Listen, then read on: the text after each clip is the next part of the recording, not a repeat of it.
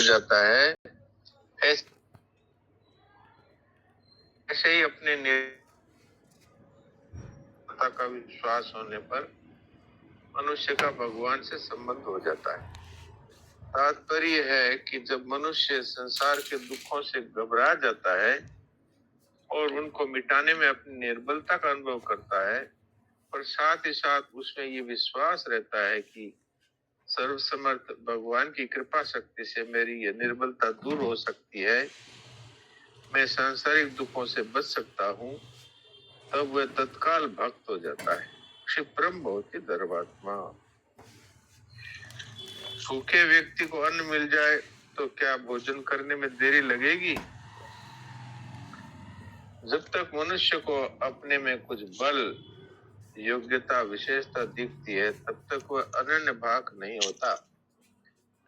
अनन्य भाग तभी होता है जब उसको दूसरा कोई उसके दुखों को मिटाने वाला नहीं दिखता। अनन्य भाग होते ही परमात्मा अर्थात भगवान का भक्त हो जाता है। भक्त का पतन नहीं होता क्योंकि वह भगवान निष्ठ होता है, अर्थात उसके साधन और साध्य भगवान ही होते हैं, उसका अपना बल नहीं होता, प्रत्युत भगवान का ही बल होता है। यहाँ ये शंका हो सकती है कि अगर भक्त का पतन नहीं होता तो भगवान ने 18वें अध्याय में अर्जुन को अचैत्वम अहंकारान न श्रोष्यसि विनक्ष्यसि 18:58, यदि तू अहंकार के कारण मेरी बात नहीं सुनेगा तो तेरा पतन हो जाएगा। ऐसा क्यों कहा, जबकि भगवान अर्जुन को अपना भक्त भी मानते हैं। भक्तों में सभा चेती, गीता 4:3।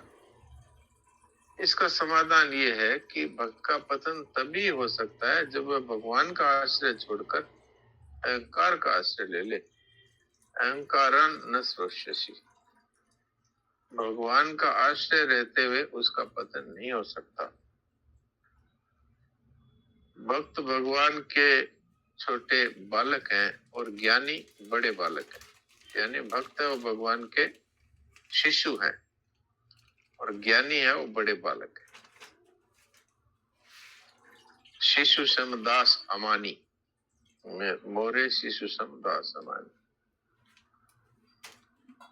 जैसे माँ को छोटे बड़े सभी बालक समान रूप से प्रिय लगते हैं और वह संभाल छोटे बालक की ही करती है, बड़े की नहीं, कारण कि छोटा बालक सर्वथा माँ के ही आश्रित रहता है, अतः उसके संभाल की जितनी आवश्यकता है उतने बड़े के लिए आवश्यकता नहीं है। ऐसे ही भगवान अपने आश्रित भक्त की पूरी संभाल करते हैं और स्वयं उसके योगक्षेम का वहन करते हैं। गीता 9वें अध्याय का 22वां श्लोक। अनन्याश्चिन्तयन्तो माम ये जनः पर्युपासते तेषां नित्याभियुक्तानां योगक्षेमं वहाम्यहम्। परंतु ज्ञानी के योगक्षेम का वहन कौन करे? इसलिए ज्ञान का साधक तो योग भ्रष्ट हो सकता है, पर भक्त योग भ्रष्ट नहीं हो सकता।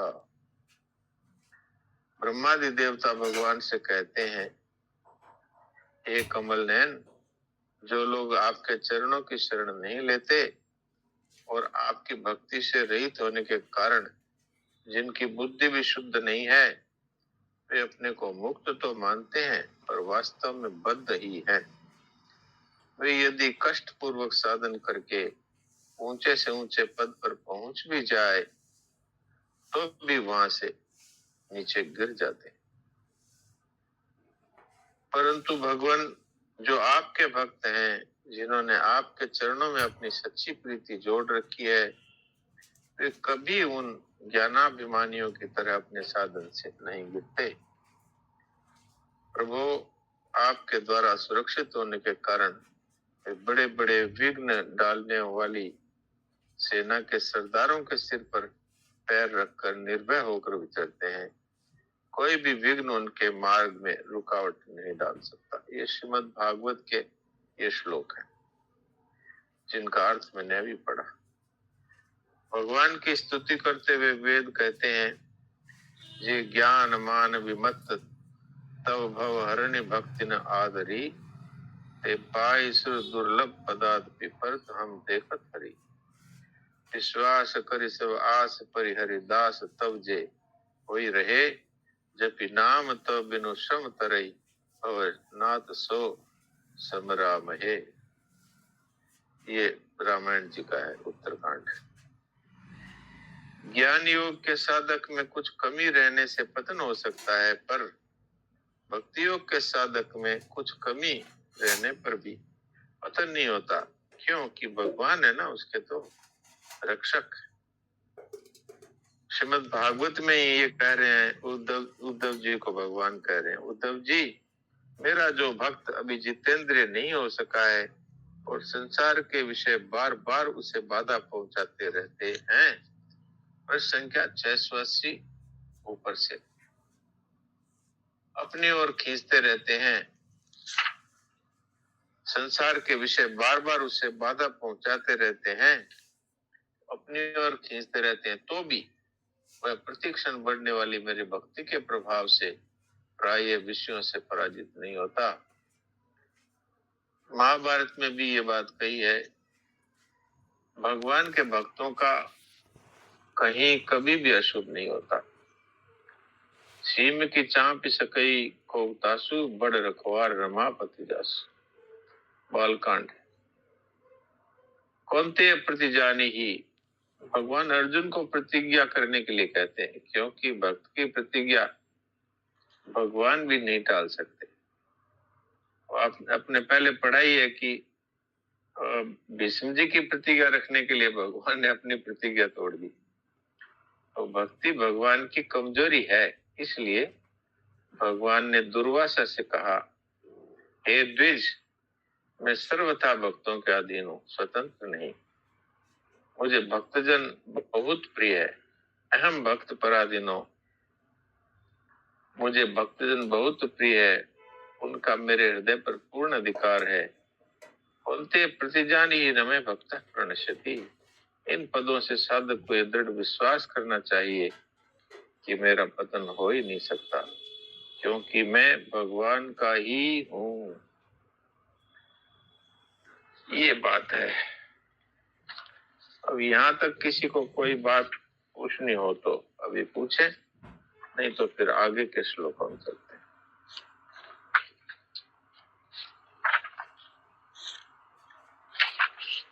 अब ये अपन ने दिनेश जी, आप कुछ पहले बता रहे थे वो बात, अब डॉक्टर साहब से कर लो। उस टाइम शुरू करी थी। हाँ प्रणाम, बोलिए बोलिए राम जी। यहाँ जैसे सारे दृष्टांत शास्त्रों के, पुराणों के, श्रुतियों को देख करके स्वामी जी ने समझाया कि जो ये कह देता है कि मैं भगवान का हूँ, हाँ। वो सातों में से सबसे नीची कोटि का दुराचारी है। हाँ। उससे नीचे कोई प्राणी नहीं मिला स्वामी जी के व्याख्या के अनुसार और भगवान की दयालुता और न्याय के अनुसार।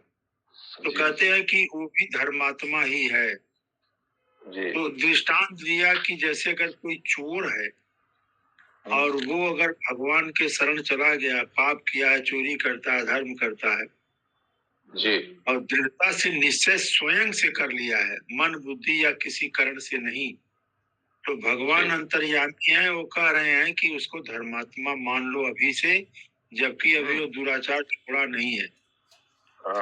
तो ये बात तो हमारे इस श्लोक से बात स्पष्ट होती है। लेकिन एक जगह वाणी में आता है, वो डॉक्टर साहब थोड़ा समझा दे।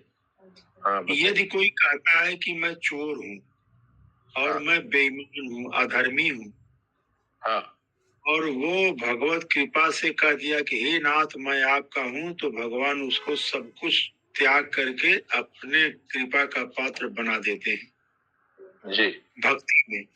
लेकिन अगर वो कोई ये कहता है कि मैं आत्मा हूँ, मैं ब्रह्म हूँ, मैं जीवन मुक्त हूँ,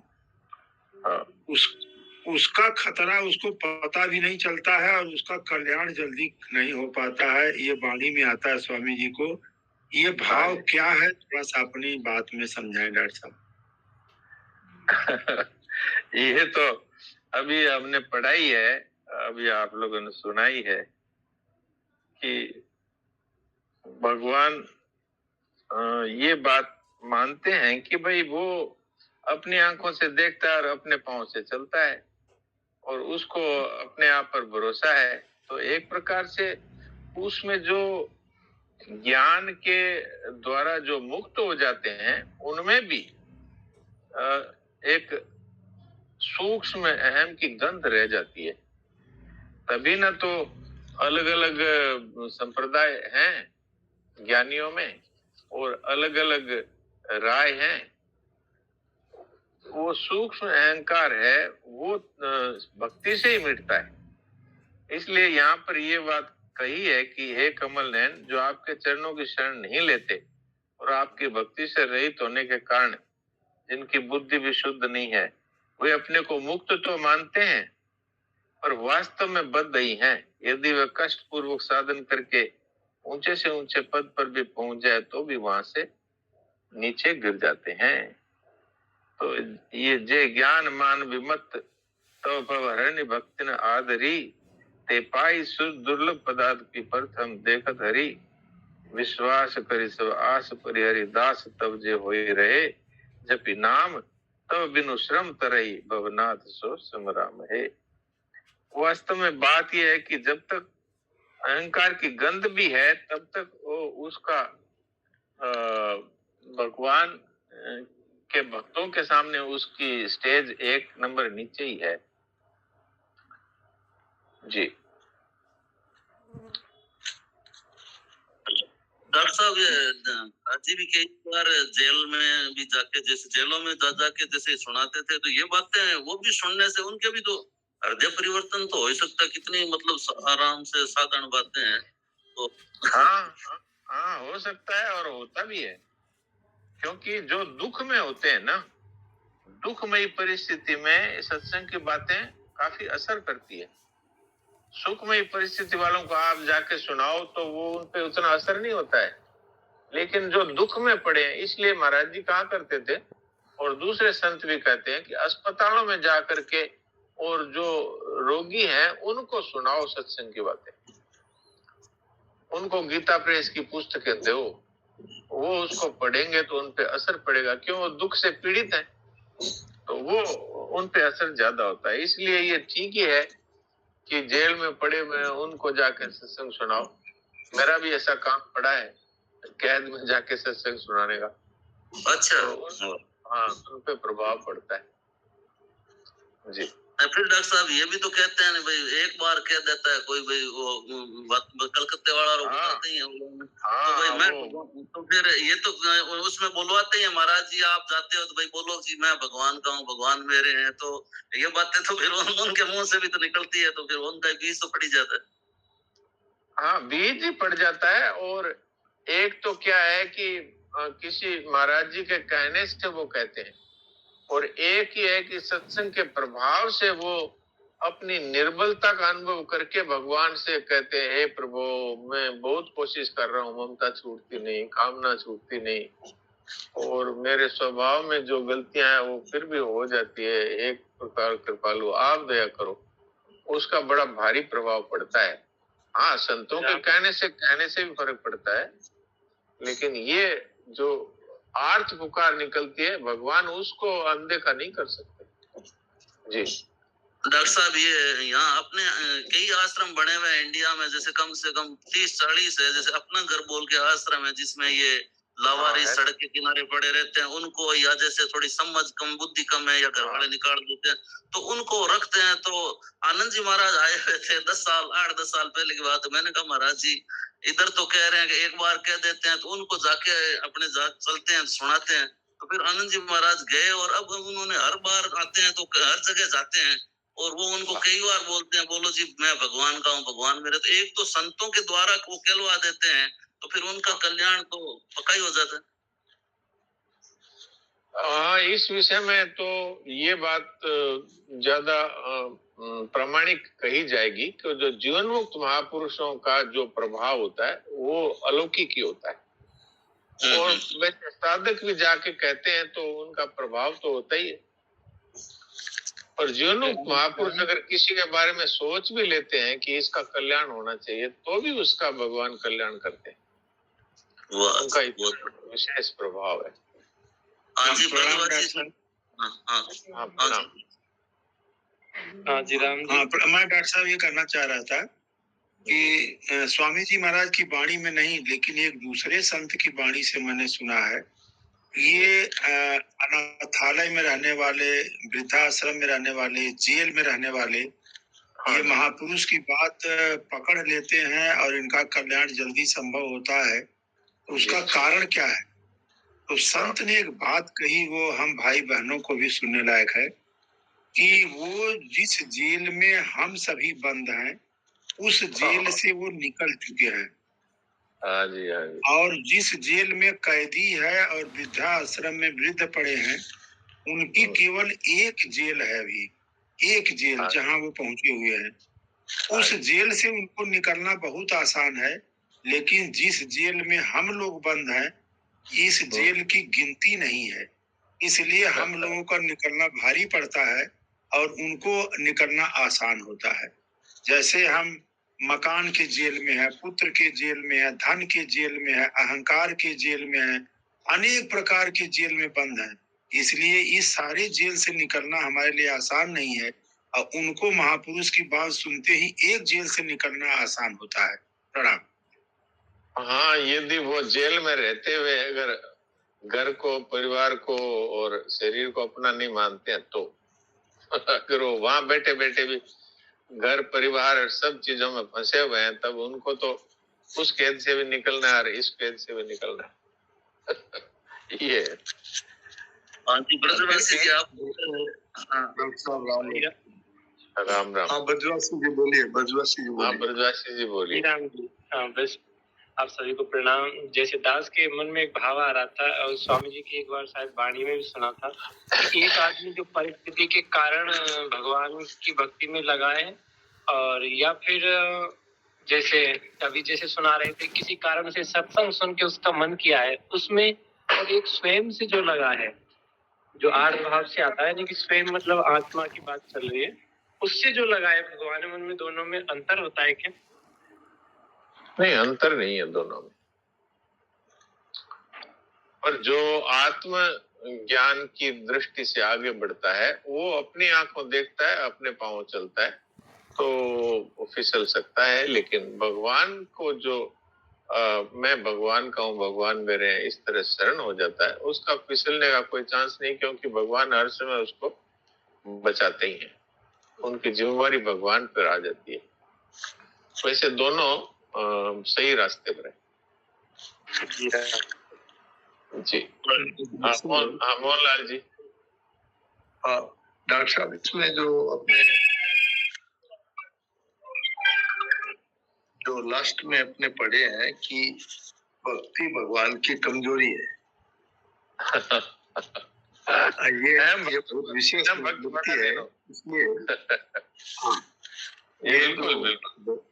हाँ, तो इसमें विशेष बात ये लगती है कि जैसे संसार में हम किसी व्यक्ति से कोई काम करवाने जाते हैं, कोई प्रभाव की बात कहने जाते हैं, तो पहले लोग कहते थे कि उसकी कमजोरी की बात कहना ताकि वो दब जाए और अपना काम हो जाए। तो यहाँ जो भगवान कहते हैं कि भक्ति भगवान की कमजोरी है, और ये भागवत का बहुत प्रसिद्ध श्लोक है, अहम भक्त पराधीन, जो कथावाचक हैं बार बार इसका प्रयोग करते हैं। तो ये अम्बरीश जी के रूप में है। हाँ जी। अब अम्बरीश जी, ब्रह्मा जी, शंकर जी के सब जगह फिर के आ गए, तो फिर भगवान के पास गए। तो भगवान ने कहा कि दुर्वासा जी, मैं इसमें पराधीन हूँ। बोले मैं सब जगह जाके आ गया, अब आपसे भी ऊंचा कोई है क्या? किसके पास जाऊँ?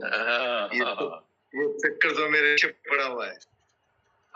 तब भगवान ने कहा कि दुर्वासा जी, आप अम्बरीश जी के पास जाइए, वो मेरा भक्त है। बोले मैंने तो उसका अपराध किया है। बोले मेरे भक्त कैसे होते हैं? आप जाइए तो जरूर, तब आपको पता लगेगा। तो हम लोगों को भगवान की भक्ति एक कमजोरी है, और हम लोगों के साधक संजीवनी के माध्यम से पता चल गया है कि भक्ति सब कुछ है, भगवान कब्जे में आ जाते हैं। तो यही विशेष बात लगी। नारायण नारायण। बिल्कुल, ये बहुत ही विशेष आपने बात की तरफ ध्यान किया हम लोगों का। और ये वास्तव में जहाँ कमजोरी है वहीं पर हम लोगों को जोर देना चाहिए कि भगवान की भक्ति में ही लग जाना चाहिए। ये बात है मूल। अब ऐसे संसार में भी देखा गया है कि किसी मंत्री से या किसी अफसर से काम कराना हो तो उसकी कमजोरी क्या है कि इसके बच्चे को अगर आप कोई चीज देते हैं तो वो प्रसन्न हो जाएंगे, तो वो बच्चों को देते हैं। तो ऐसे ये भगवान की भक्ति है, इनकी कमजोरी है। तो इसलिए हमें भक्ति की तरफ ही लग जाना चाहिए। जी स्वामी महाराज भी कहते थे कि अरे भगवान के यहाँ भी घाटा है, आप लोग लग जाओ भक्ति में, तो उनके घाटे की पूर्ति कर दो अभी। हाँ, और कलयुग में तो विशेषता से, क्योंकि लोग अब भगवान को पूछते नहीं, तो भगवान अभी तो इंतजार में है कि कोई तो आए। दुकान में बहुत घाटा है। हाँ जी, आशा शुक्ला जी कुछ पूछ रहे हो क्या? आशा शुक्ला जी म्यूट कर लो। राम राम। मैं ये कह रही हूँ कि भगवान कह रहे हैं कि जो भक्ति में लगता है मेरी तरफ, तो फिर उसको वो विषय वो जो भी है, कोई चीज कई प्रकार के व्यवधान आते हैं, खींचते हैं, पर वो धीरे धीरे फिर मेरे में लगी जाता है, उनको मैं हटा देता हूँ। हाँ, ये तो बात कही रहे हैं। ये बात उद्धव जी को ये बात कही है भगवान ने कि मेरा भक्त जो अभी इंद्रियों को नहीं जीत सका है और संसार के विषय बार बार उसे तंग करते हैं, अपनी ओर खींचते हैं, तो भी वह मेरी भक्ति के प्रभाव से विषयों से हारता नहीं, अर्थात भगवान उसकी रक्षा करते हैं। बहुत अच्छी बात आपने पकड़ी है। प्रीति जी। हाँ जी डॉक्टर साहब प्रणाम, सभी को प्रणाम। राम राम। हाँ जी प्रणाम। हाँ डॉक्टर साहब, जैसे मैंने बहुत दिनों से अकोला में बहुत सारे सत्संग है स्वामी जी महाराज जी के, तो हमेशा बार बार मैं केवल भगवान का ही हूँ, भगवान ही मेरे अपने हैं। ऐसे हमारे जो बुजुर्ग सत्संगी है वो मुझे वैसे वो पन्ना भी देते थे हमेशा, प्रीति ले जाओ ये लगा लो। मेरे रसोई घर में बड़े अक्षरों में वो फोटो फ्रेम करके रखी हुई है, मैं 2-2 बार हमेशा उसको पढ़ती हूँ दिन में। लेकिन डॉक्टर साहब, साधक संजीवनी बहुत दिनों से कबर्ट में रखी थी और अभी पढ़ना चालू करी हूँ लेकर हाथ में।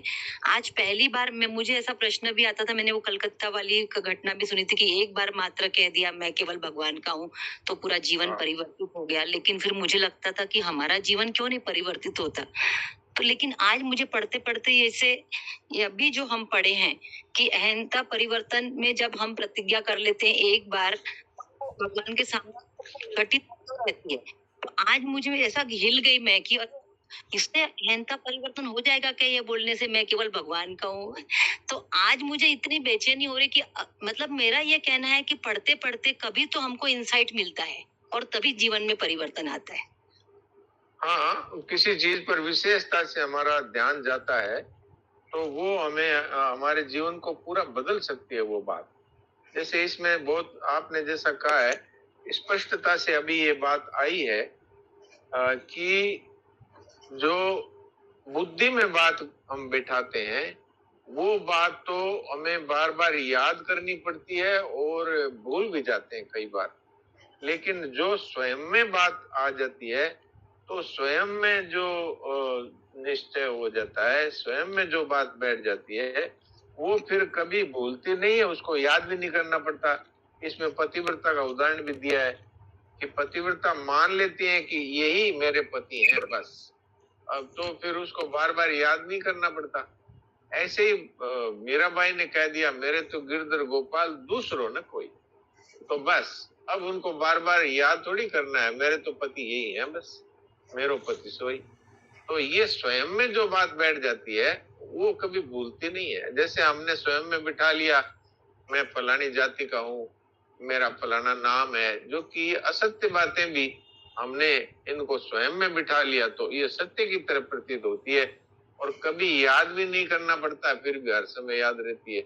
तो ये स्वयं में जो बात बैठ जाती है ना, मैं भगवान का हूँ, भगवान ही मेरे हैं और कोई मेरा नहीं, तो ये फिर याद नहीं रखना पड़ता।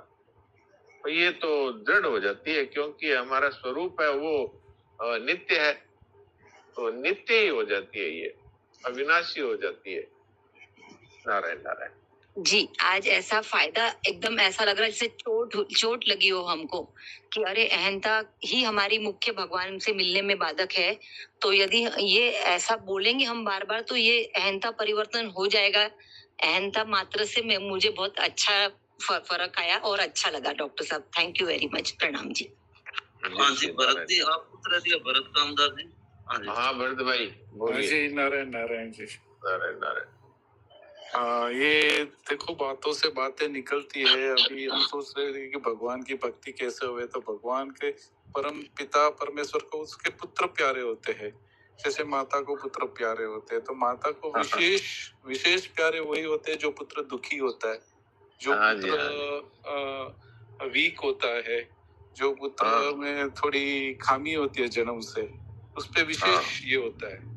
तो अभी बिल्कुल। हॉस्पिटल की जेल की बात आई, तो भक्ति ऐसे ही होएगी जब भी हम उनकी सेवा करेंगे। मेरे को एकदम बहुत टाइम से क्लिक नहीं हो रहा था, तो पर आज असली भक्ति का समझ आ रहा है। जैसे आप बताए उसमें कुछ। बहुत अच्छी आपने जो बात पकड़ी है ये बिल्कुल सही है। भगवान भी माँ की तरह ही है, क्योंकि जैसे माँ है वो अपने कमजोर बच्चे को अथवा छोटे बच्चे को बिल्कुल संभालती रहती है। बड़े के लिए वो थोड़ी निश्चिंत रहती है कि ये तो अपने आप अपना कर लेगा। ऐसे ज्ञानी जो भक्त हैं उनके लिए भगवान कहते हैं चलो ये अपने आप अपने को संभाल लेगा। लेकिन बालक शिशु सम दास समानी, तो वो मेरे जो छोटे शिशु की तरह है, वो मेरे जो भक्त हैं, तो उनकी मैं पूरी विचार संभाल करता हूँ। तो ये एक विशेष बात है जी। ये बात तो समझ में आ गई। अभी हम जाते क्यों नहीं है, हम सेवा करते क्यों नहीं है, उसके लिए भी विचार आया प्रभु जी। तो यही हुआ कि अकेले जाने में ना थोड़ा शोभ होता है, लोक लिहाज होता है, थोड़ी शर्म होती है, कैसे क्या करे। तो एक प्रस्ताव था कि छोटे छोटे सेंटर में 3-4 लोगों का, एटलीस्ट 2-3 लोगों का भी ग्रुप बन जावे ना, तो एक एंकरेजमेंट होता है शुरू करने में। एक बार शुरू हो गया तो फिर अकेले भी कहीं चले जा सकते हैं। तो ऐसा कोई प्रबंध हो सके, ऐसे भी हम लोग जुड़ सकते हैं, व्हाट्सएप के जरिए जुड़ सकते हैं, टेलीग्राम के जरिए, फोन से, व्हाट्सएप ग्रुप से। तो ऐसा कुछ प्रबंध हो गया तो कोई कर सके तो बम्बई चालू करे। आप तो बम्बई रहते हैं ना? हाँ जी। हाँ, तो बम्बई में यहाँ कई लोग सुन रहे होंगे बम्बई वाले, तो उनके साथ आप अपना संपर्क कर लो। जरूर, मेरा ये इसमें है, मेरे को मैसेज कर दीजिए, मैं आपको नंबर भेज दूंगा। तो एटलीस्ट 2-3 लोग भी बम्बई वाले आ जावे ना, तो हम कहीं से भी एटलीस्ट वीक में 1 बार 2 बार 3 बार आ सकते। मेरे पास तो टाइम है, तो जरूर आई एम रेडी। पर एटलीस्ट मेरे को 1-2-3 लोग चाहिए, तो मैं जरूर शुरू करूंगा। नजदीक में हॉस्पिटल है, जेल है, सब कुछ है। यहाँ आएंगे, हमको कहीं बुलाएंगे तो हम वहां भी जा सकते हैं। एक बार शुरू हो जाएगा ना, फिर अकेले कहीं भी चले जाएंगे। शुरू करने का जो इंजन स्टार्ट करने का है ना, उसमें समय ऐसे ही बीते जा रहा है। कई दिनों से दिल में चलता था कि कैसे करूं। उस दिन बता रहे थे कि आप भगवत का पाठ करो मंदिर में जाके, फिर अकेले वो लोक लिहाज होता है ना, कैसे करना क्या करना ये नहीं समझ में आता है। तो मुंबई वाले कोई सुन रहे हैं तो जरूर मुझे कांटेक्ट करें। I am ready to go anywhere, any time, any place. बहुत अच्छा। और गीता प्रेस मुंबई में, हाँ जी बोलिए। राम राम। मुंबई में बड़े लोगों का तो नहीं मुझे पता, लेकिन मुंबई में डेलॉइट में बिग 4 में सीए है मेरी बेटी। वो ऐसे जाती है कैंसर के बच्चों के पास में और बहुत सारा टाइम स्पेंड करती है, अच्छी चीजें सिखाती है। आपका भी ऐसा ही कुछ उनको भी सिखाने का कोई उद्देश्य हो तो वो संस्था के लोगों से और वहाँ के चीजों से मैं आपको कॉन्टेक्ट नंबर दे सकती हूँ। राम राम। हाँ, इनको दीजिए तो ये शुरू करें।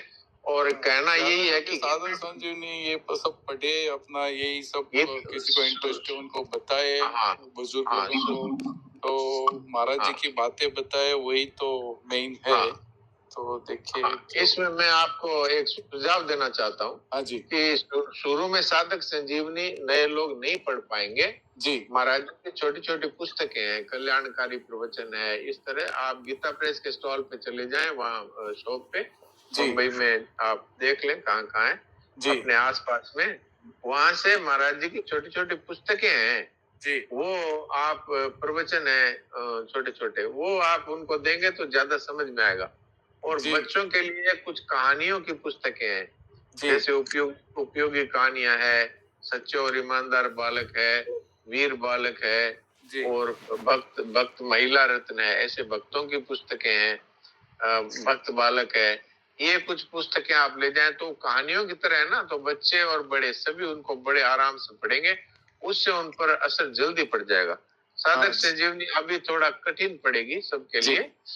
हाँ, ये भी एक क्वेश्चन है कि किसको कौन सी पुस्तक है, जिसको गीता का एक्सपोजर ही नहीं है तो उनको क्या चीज बता ही नहीं सकते। मैं आपको व्हाट्सएप से पूछ लूंगा, तो जरा मेरे को आइडिया दे देना।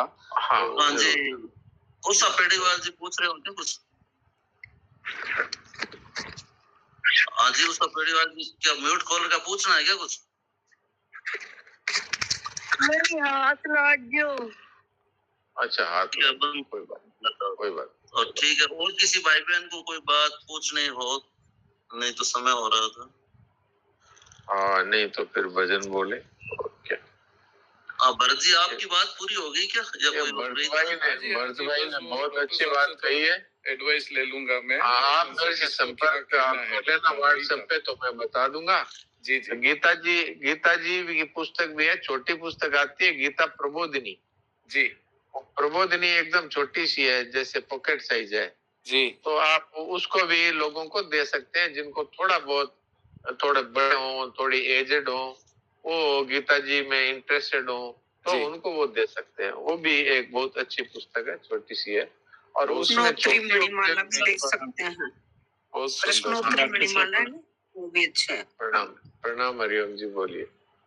हाँ डॉक्टर साहब, ये स्वामी जी की जो वाणी से जो रिकॉर्ड करके तैयार की गई है गीता माधुर्य, ये पुस्तक बहुत जल्दी भगवान की तरफ आकर्षित करती है नया साधक पर। दूसरा दे सकते।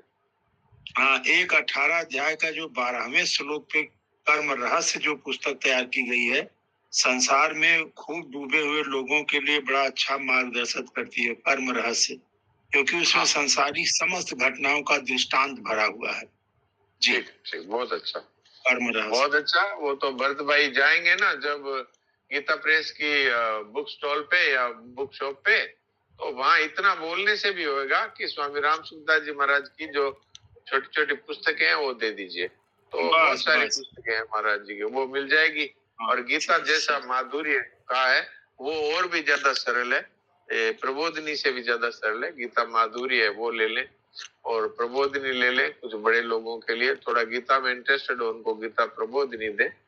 और कोई बहुत मांग ही ले कि मेरे को तो साधक संजीवनी चाहिए, तो साधक संजीवनी भी देनी चाहिए ठीक। लेकिन शुरुआत वालों के लिए गीता माधुर्य और प्रबोधिनी ये ज्यादा अच्छी पुस्तक है जी। जी डॉक्टर साहब। भरत भाई, जैसे आप भगवान से प्रार्थना करो, देखो जब आपने डॉक्टर साहब इतने मिल गए हैं, जैसे थोड़ा सा मन हुआ है ना, तो और भगवान से प्रार्थना करो तो भगवान एकदम ऐसा रास्ता बता देंगे जिससे आपको जरूर मिलता है। हमारे को बहुत दिन से दिल में ये होता था, सुनते थे कि भाई मंदिर में जाके पाठ करो, ये करो, पर यही जो ना लोक लिया, जो लाज शर्म और कैसे लाज शर्म सब छोड़ दीजिए। ये तो काम अपन तो इतना बढ़िया काम कर रहे हैं कि इसमें अकेले भी अगर चले तो एकला चलो रे, ये बंगाल का नारा है कि अगर कोई साथ नहीं हो तो अपने अकेले ही चलो, क्योंकि ये तो सच्चाई का रास्ता है ना। आप अकेले चलेंगे तो आपके साथ लोग बहुत जुड़ जाएंगे। और वैसे तो अभी कह दिया प्रीति ने कि वो उनकी बहन है, वो सीए है, तो वो कैंसर हॉस्पिटल्स में जाती भी है, तो आप उनसे संपर्क रखेंगे तो आपको एक साथी तो मिल ही जाएगा, फिर वो धीरे धीरे सब जुड़ जाएंगे। अच्छे काम भगवान। मदन भाई जी, आप कुछ बोल रहे हो क्या? जरूर शुरू करेंगे डॉक्टर साहब, आपको अपडेट करते रहेंगे। विनोद डागा जी, आपने म्यूट खोला। विनोद डागा जी कुछ पूछ रहे हो? डॉक्टर साहब प्रणाम, मैं इरोड से बोल रही हूँ। हाँ प्रणाम। इरोड में अभी मालूम है एक मैत्री समाज की तरफ से ज्ञान पाठशाला चल रही है। हाँ जी। जगह में छोटा बच्चा ने सब पुस्तक दे दिया, हमें पढ़ रही है। करीबन 120 बच्चा है। बहुत बढ़िया। संडे भी में छोटा बच्चा 10 साल 12 साल 8 साल का है, तो वो बच्चा ने मतलब इतनी लगन है, गीता काफी श्लोक कंठस्थ कर लिया, 12 अध्याय काफी बच्चा ने कंठस्थ कर दिया। ये टाइप से आगे जो प्रचार हुए तो बहुत बढ़िया रहे। बहुत बढ़िया, बहुत अच्छा, बहुत अच्छा। और गीता मतलब गीता प्रेम से सब पुस्तक लावड़ी है और बच्चा ने हर हफ्ता अलग अलग पुस्तक देवो करा पेपर पर मारो एग्जाम भी लेवा वापस और अपने वास्ते को आदमी भी रखियोड़ा है, लेकिन बच्चा की पकड़ बहुत तेज है। हाँ, वो तो बच्चों का बुद्धि तेज होती है ना, बहुत तेज है। तो समय हो रहा है, डॉक्टर साहब भजन सुनाओ। हाँ, भजन सुनो साहब। नारायण नारायण, भजन सुनिए।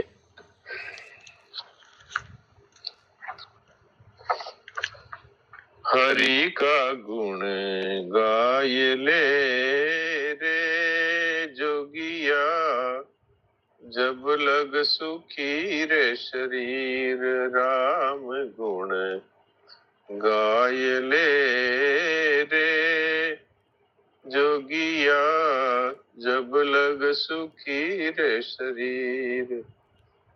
पीछे याद न आवसी रे, पीछे याद न आवसी रे, पिंजर व्यापे पीर, राम गुण गाय ले रे जोगिया, जब लग सुखी रे शरीर, हरि का गुण गाय ले रे जोगिया, जब लग सुखी रे शरीर। भाग बड़ा माने संत मिला रे, पढ़्यो समद में सीर। भाग बड़ा माने संत मिला रे, पढ़्यो समद में सीर। हंसा होए चुग लीजिए रे, हंसा होए चुग लीजिए रे, नाम अमोलक हीर, हरि का गुण गाय ले रे मनवा, जब लग सुखी रे शरीर। पीछे याद न आवसी रे, पीछे याद न आवसी रे, पिंजर व्यापे पीर, हरि का गुण गाय ले रे मनवा, जब लग सुखी रे शरीर। अवसर दिन दिन बीत रहो रे, यूं अंजलि को नीर। अवसर दिन दिन बीत रहो रे, यूं अंजलि को नीर। फेर न हंसो आवसी रे, फेर न हंसो आवसी रे, इन सरवरिय रतीर, हरि रा गुण गाय ले रे जोगिया, जब लग सुखी रे शरीर। चोबन तका भज लीजिए रे, देर न कीजे बीर। जोबन तका भज लीजिए रे, देर न कीजे बीर। काल बुढ़ापो आवसी रे, काल बुढ़ापो आवसी रे, रहे न मन में धीर, राम गुण गाय ले रे जोगिया, जब लग सुखी रे शरीर, हरि का गुण गाय ले रे जोगिया, जब लग सुखी रे शरीर। सब देवन को देव राम जी, सब पीरन को पीर। सब देवन को देव राम जी, सब पीरन को पीर। कहे कबीर भज लीजिए रे, कहे कबीर भज लीजिए रे, हरि है सुख की सीर, राम गुण गाय ले रे मनवा, जब लग सुखी रे शरीर। पीछे याद न आवसी रे, पीछे याद न आवसी रे, पिंजर व्यापे पीर। राम गुण गाय ले रे जोगिया, जब लग सुखी रे शरीर। हरि का गुण गाय ले रे जोगिया, जब लग सुखी रे शरीर। नारायण नारायण। बहुत सुंदर। राम राम। ये कल